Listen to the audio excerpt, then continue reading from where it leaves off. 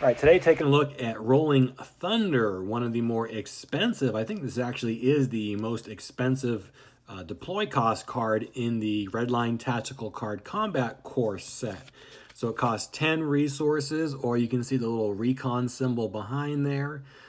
10 resources or a mix of recon and resources to pay for this. Like any tactic in the game, you can pay recon, which is a secondary resource to help pay for some of this cost. But this is pretty pricey, and the idea is rarely or would you expect to pay 10 straight resources for this. Usually you want to dip into your recon to help lower that. So say if you had 4 recon on board, it would only cost 6 resources plus 4 recon to make up the difference. So yeah, the card was designed to have some recon to play it. You can still play without, you just got to pay the full 10 resources. So that's not easy to do. You'd have to have 10 resources back at your base. But anyway, it is a very powerful effect. And what this does, it will do 5 damage to every target at your opponent's base. So that includes generals, arsenals, any Efreets that are on the baseline that not being repaired. And with Redline Siege, that adds strategies as a new card type that you can deploy to your baseline. And so this does 5 damage to all of them.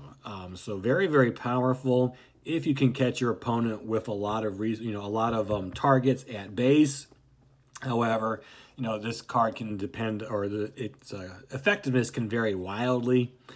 Because again, a lot of times opponents may have all their Efreets out fighting.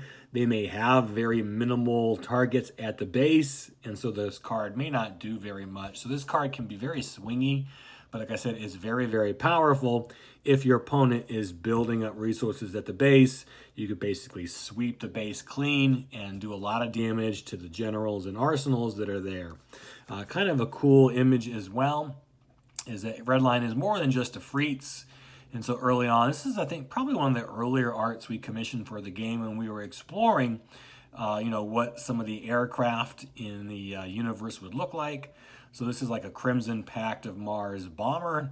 Looks like it's doing an air raid on either, I don't know, a Martian base or it's sunset in the desert, but dropping bombs and kind of carpet bombing the enemy base here with this card. And again, very powerful under the right circumstances. But 10 cost tactic Rolling Thunder. You can find that in the Redline Tactical Card Combat core set. It's a cool card.